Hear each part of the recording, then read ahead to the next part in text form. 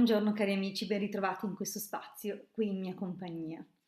Oggi voglio approfondire il Salmo 23.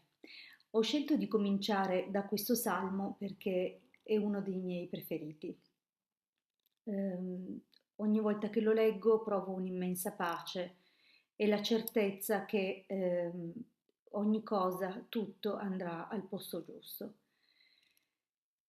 Dunque, ho deciso appunto di condividere questa mia preferenza e cominciare così, senza nulla togliere, poi ai prossimi video durante i quali appunto parlerò anche di altri salmi. È importantissimo tenere a mente che sia nella versione italiana che nella versione latina otterremo dei benefici, ma che nella versione latina andiamo ad attingere, come dicevo nell'altra condivisione, nell'ultima pillola, andiamo ad attingere ad un serbatoio che ha una, come dire, una potenza accumulata nei millenni, perché il latino, vabbè, chiaramente non chissà quanti millenni, perché il latino non è poi così longevo, però è sicuramente molto più antico della lingua italiana. E non solo è antico, ma è stato caricato dall'uso, sia durante le pratiche rituali della messa, sia tramite gli ermetisti, e tutti quanti sono stati gli occultisti che hanno attivamente utilizzato la magia dei salmi, utilizzando appunto la versione latina. In questo senso, essendo molto carico di potere proprio legato alle parole, alle vibrazioni, al piano vibratorio delle parole e al loro appunto potere realizzativo, è chiaro che leggerlo in latino sicuramente dà una spinta in più, proprio perché, come ho detto, si attinge a questo serbatoio molto molto carico, estremamente carico, appunto da persone, caricato da persone che erano anche di una certa levatura spirituale, pertanto ancora più significativo l'utilizzo di queste parole. Mi perdonerete per la mia pronuncia del latino, ma ci tengo tantissimo a leggerlo appunto in questa versione. Psalmus David. Dominus regit me et nihi mihi derit. In loco pasco ibi me collocavit, super aquam refectionis educavit me. Animam meam convertit, deduxit me super semitas justitiae propert nomen suum. Namet si ambulavero in medio umbre mortis, non timebo mala, quoniam tu me cumes, virga tua et baculum tuus ipsa me consolata sunt. Parasti in conspecto meo mensam adversus eos qui tribulant me, impinguasti in oleo caput meum et calix meus inebrians quam preclaros est. Et misericordia tua subsequetur me omnibus diebus vitae meae. Et ut inabitem in domo Domini in longitudinem dierum. Ora la leggerò in italiano. Il Signore è il mio pastore, non manco di nulla. Su pascoli erbosi mi fa riposare, ad acque tranquille mi conduce. Rinfranca l'anima mia, mi guida per il giusto cammino, motivo del suo nome. Anche se vado per una valle oscura non temo alcun male perché tu sei con me. Il tuo bastone e il tuo incastro mi danno sicurezza. Davanti a me tu prepari una mensa sotto gli occhi dei miei nemici. Ungi di olio il mio capo, il mio calice trabocca. Sì, bontà e fedeltà mi saranno compagni tutti i giorni della mia vita. Abiterò ancora nella casa del Signore per lunghi giorni.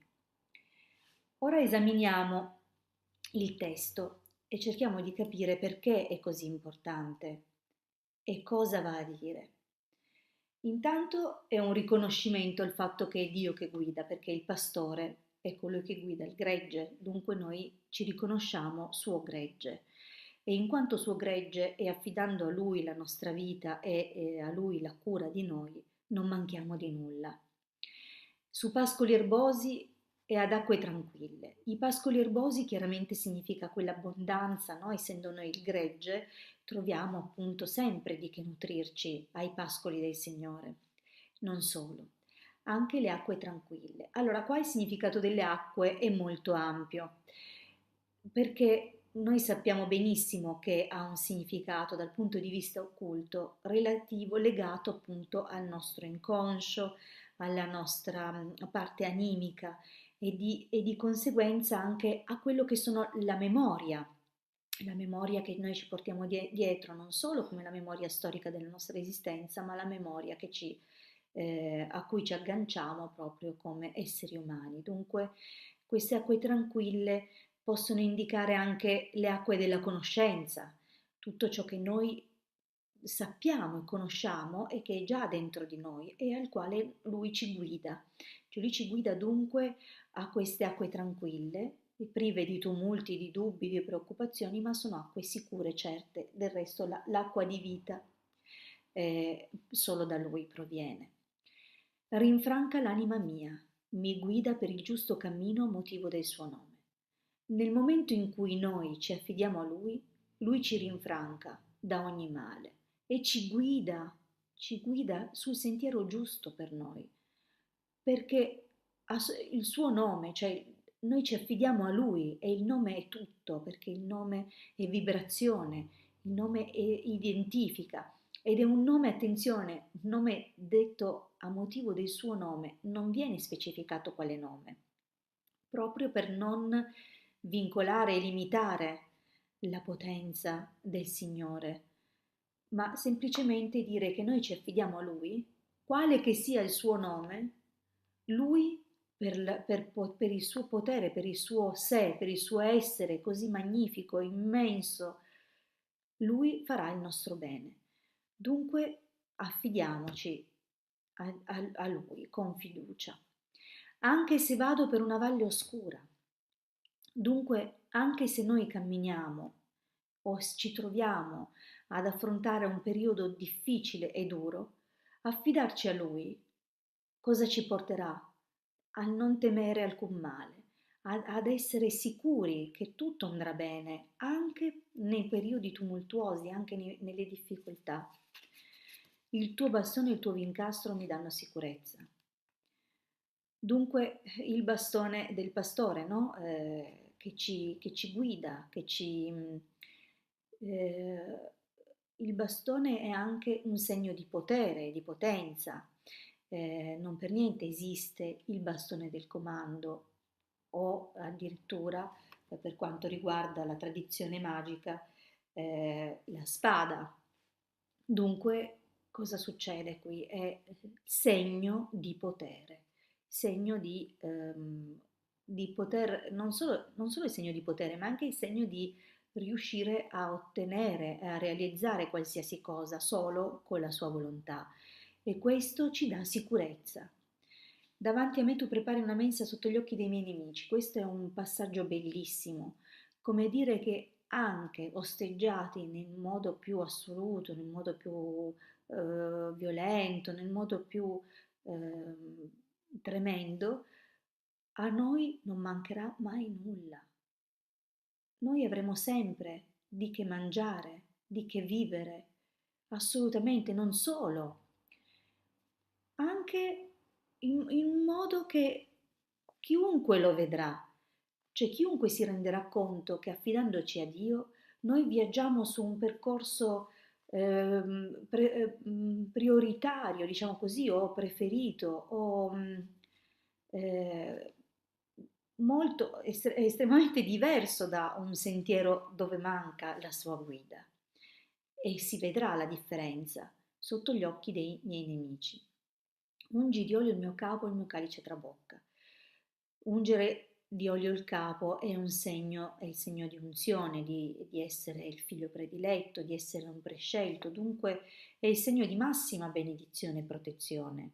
Il mio calice trabocca, il calice pieno, colmo, anche qui ennesimo segno di abbondanza. Sì, bontà e fedeltà mi saranno compagne tutti i giorni della mia vita. Qua non c'è molto da dire, è chiaro che affidandoci a Dio non potremmo che essere sereni, al sicuro, circondati appunto da una sorta di protezione di bontà e fedeltà, che la fedeltà è la bontà del Signore, attenzione, e abiterò ancora nella casa del Signore per lunghi giorni. Cioè, con questo comportamento, con questo atto di fede e con questo affidarci al nostro buon pastore, noi vivremo nella serenità per lunghi giorni, cioè nella casa del Signore dove appunto siamo assolutamente al sicuro e protetti. Ora l'abbiamo esaminato un po' così, diciamo versetto per versetto, ma andiamo a cogliere un pochettino il significato più occulto. Intanto è un salmo ottimo per la richiesta di quelli che sono i beni temporali, vale a dire tutto ciò che è materiale e che è di necessità reale. Non stiamo parlando di capricci o richieste sconsiderate, ma di ciò che è un vivere secondo l'abbondanza divina. L'abbondanza e non la ricchezza, perché l'abbondanza è la giusta misura. La ricchezza come la povertà sono due estremi. Noi viaggiamo nella giusta misura e la giusta misura è l'abbondanza, cioè il poter vivere dignitosamente, serenamente e che nulla ci manchi. Questa è la giusta misura, è la misura divina secondo appunto la volontà divina.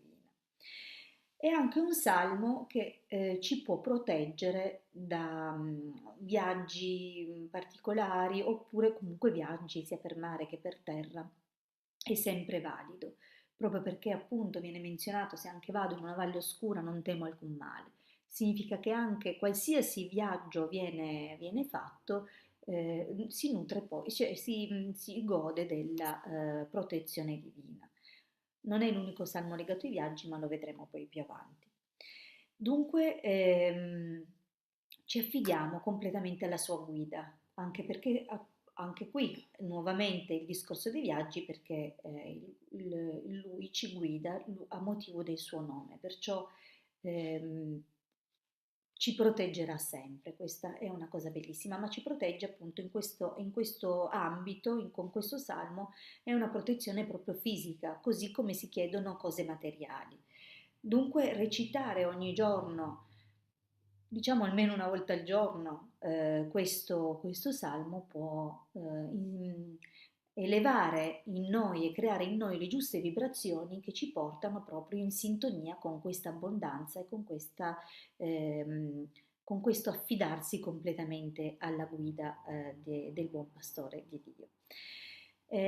Può essere fatta anche una piccola operazione magica con questo salmo, vale a dire che appunto recitato 7 volte prima di un viaggio ci si garantisce assolutamente la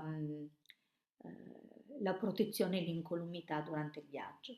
Un'altra operazione, oltre al fatto appunto di associare questo salmo a richieste e a operazioni in cui si richiedono cose veramente importanti e di primaria necessità, si può utilizzare questo salmo anche per avere una visione del futuro. In effetti va scritto su foglie di alloro, quante ne servono per trascrivere completamente il salmo, scusate, che andrà scritto con inchiostro blu misto ad acqua di rose, ovviamente non troppo diluito, altrimenti non resta traccia. Comunque va scritto, recitato il salmo 7 volte e al termine delle quali vanno bruciate le foglie di alloro. E possibilmente, anzi, va eseguito nei giorni di domenica o mercoledì. Con questo io vi ringrazio per avermi seguito fino qui e vi saluto, vi rimando alla prossima condivisione e vi abbraccio con grande affetto. Tanti saluti dalla vostra Hildegarda.